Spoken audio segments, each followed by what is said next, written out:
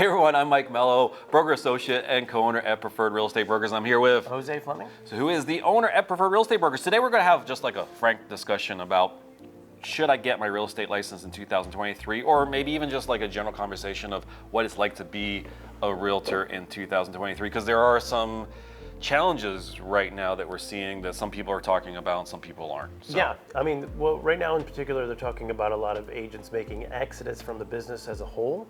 In 2023, you mentioned it was what, 60? 60,000 realtors leaving Yes.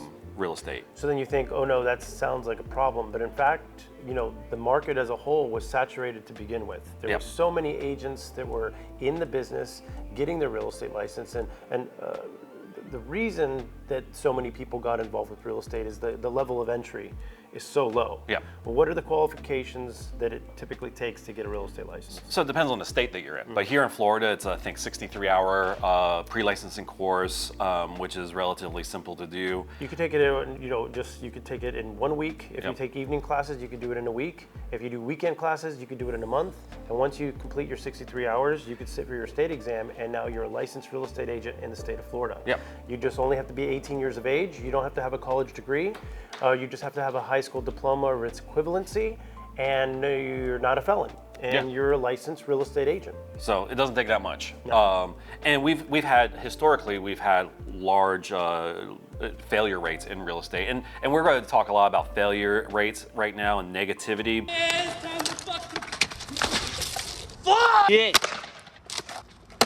But we don't want to discourage people from getting their real estate license. We just want to talk about the reality of it. So typically it's about 87% of people that get their license within 3 years are no longer realtors. So that means only 13% of people succeed at Correct. being real estate in a normal market, but we're seeing something a little different in the last few years. Well, what we notice is cycles in our industry. So when the real estate market becomes really good and everything's flourishing and people are buying left and right, you'll see a mass group of individuals get into the industry because they see all this real estate happening around them and they want a piece of the action. Not to mention all these reality shows that glorify what we do. And all you're seeing is 23 minutes of a real estate transaction on this show. But what you don't see in the background are the hours and hours and hours of strenuous, arduous work that gets into finding the client and getting the contract done. All they see is, oh wow, they're meeting the client, they're showing houses, they're collecting a fat commission. Yeah. Or if, for example, a lot of them are like selling Sunset or $1 million listing, where it's like typically like $5 million listing. They're like, hey, this person's making $150,000 commission. So people watch that and look at it. But what we saw in the last few years, specifically, we had some things historically happen. We had COVID happen, which put a lot of people out of jobs.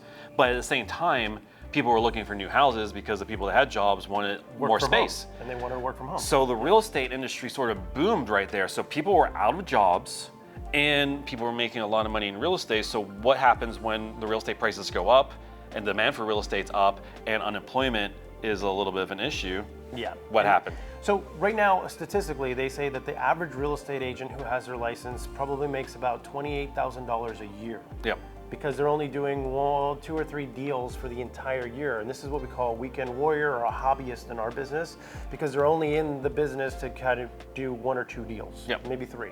But in reality, most real estate agents who are licensed, this is how they pay their bills, this is how they feed their family, this is a career path for them. And in general, in order to be successful in real estate, you've got to be closing a minimum of about 7 to 8 transactions a year where you can live a comfortable living and pay your bills and do what you have to do. But majority of the agents with a real estate license close maybe 2 or 3 deals a year. And these are the people that are making the mass exodus from the business because they're thinking, well, why continue to pay realtor dues and MLS fees? This is a very expensive business. And if I'm only making 2 deals a year, I may as well just leave it all together. So we get a lot of people that are ill-prepared. We've had people that think that this is a salary position, so they come in, they want to get hired to Preferred Real Estate Brokers, and they think that we're going to pay them a salary.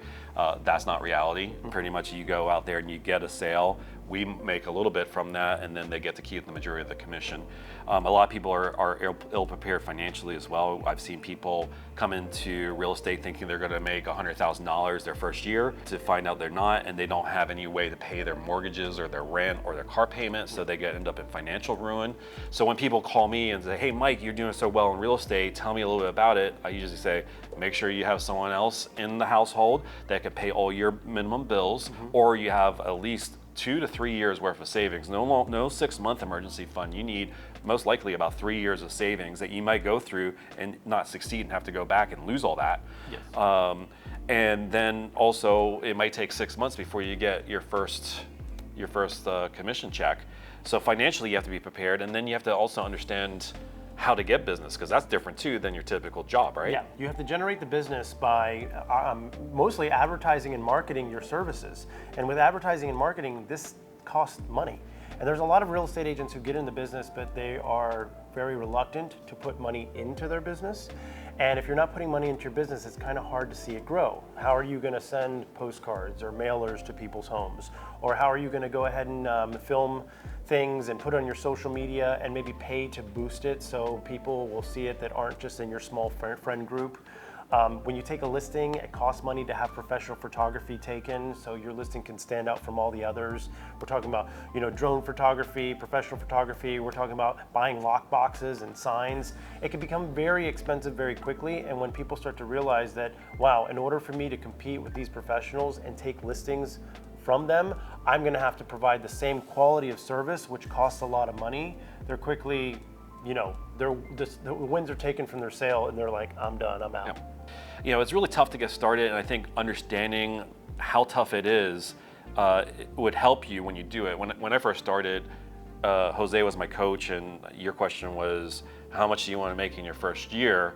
And my answer was $0. I just wanted to learn, because I had everything planned. I waited till I was in my 40s and I had all my financial stuff set, and my partner at the time, she had a good job that was paying our main bills, so I was able to make it as an educational experience for my first year or two. So here we have hundreds of agents that work here. We have several locations across the state of Florida. And the most important thing is, if you are going to join a brokerage, make sure you join a brokerage that's not looking to make money off of you before you close your first deal. So if you're an agent with us here, we provide you with a healthy compensation structure up front, which is an 80% split is what you take home. And with the 20% that we receive, roughly half of that goes back into your resources and training that we provide you. And we charge no monthly fees, no franchise fees. My goal is bring you here, get you into production, and then we can make money together. We think that a new agent's struggling hard enough as it is, and we shouldn't take any money from you at all until you actually make a sale. And that includes giving you business cards, open house signs, and things like that to use, where the other brokerages, you have to pay a monthly fee, a sign-up fee, and everything else. It can get very costly. So if you guys like the video that you just saw, you want to see more of them, make sure you subscribe to our channel. If you have any questions or comments, comment below.